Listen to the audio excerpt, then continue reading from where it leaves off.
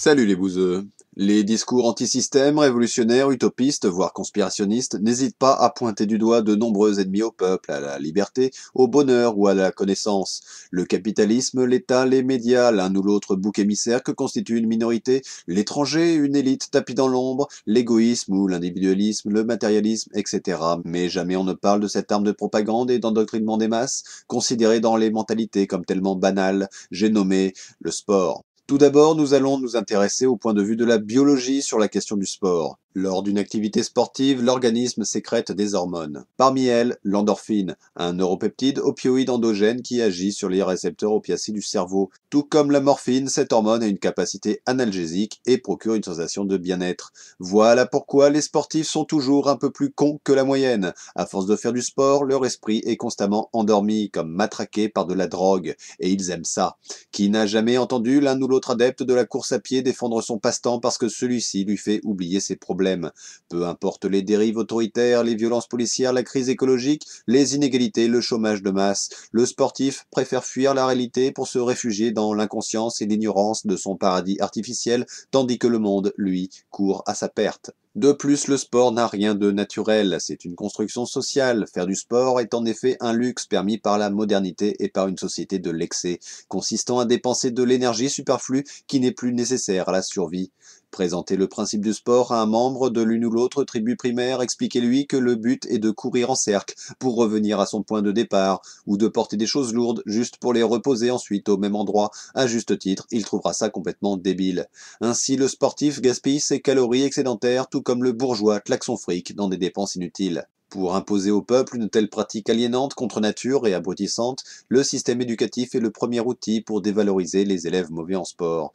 Des humiliations publiques sont organisées lors de la formation des équipes laissées aux élèves. Ceux-ci choisissent en premier les meilleurs et leurs copains, dans un esprit à la fois de népotisme et de compétition contre toute forme de solidarité élémentaire. Les chefs d'équipe apprennent ainsi à mettre en place la stigmatisation institutionnalisée, tandis que leurs victimes intériorisent la honte et la soumission. Ce schéma prépare les esprits à accepter les discriminations arbitraires perpétrées par une autorité. Voilà pourquoi l'activité sportive est toujours mise en avant dans les régimes autoritaires, que ce soit le fascisme italien, le national-socialisme allemand, le stalinisme russe, chinois ou nord-coréen.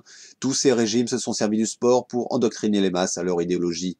Le sport permet de souder le groupe autour de valeurs communes. Il faut écraser l'autre, celui qui a le malheur de simplement porter une tenue d'une couleur différente pour nous préparer au port de l'uniforme et à la guerre. Honte à celui ou celle qui affaiblit le groupe, il sera la cible de la vindicte de la masse aveugle, conditionnée par ces règles arbitraires que jamais on ne questionnera. Pourquoi les dimensions du terrain? Pourquoi tant de membres dans l'équipe? Pourquoi jouer uniquement du pied? Pourquoi cette fois jouer uniquement des mains? Pourquoi? La réponse n'existe pas. C'est la tradition inébranlable, c'est l'ordre de droit divin, l'ancien régime imperturbable. Le sport, c'est la préparation psychologique des individus pour nier l'esprit critique et le libre arbitre.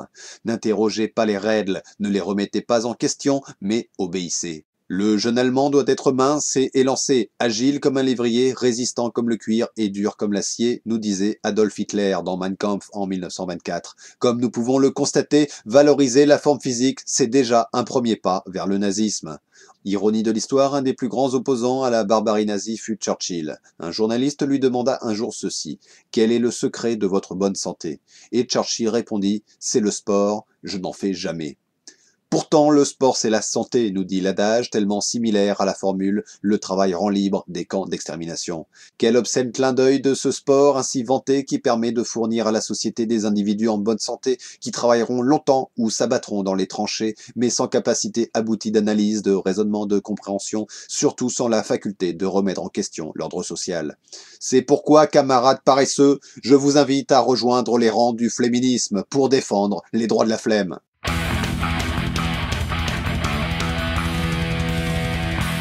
Et c'est la deuxième partie de notre émission, nous prenons un appel. Allô? Mais allô, ouais, tu dis n'importe quoi, genre les sportifs, ils sont cons, mais c'est manichéiste. Il y a plein de sportifs intelligents, comme il y en a tellement, je sais pas commencer par qui. Comme vous peut-être. Ouais, par exemple. Moi, je suis quelqu'un intelligent pour avoir remarqué que t'as fait un point Godwin. On ne peut rien vous cacher. Quand tu dis que les sportifs, t'as des nazis. C'est vrai, c'est simplifié, il y a des nazis qui ne sont pas sportifs. Enculé.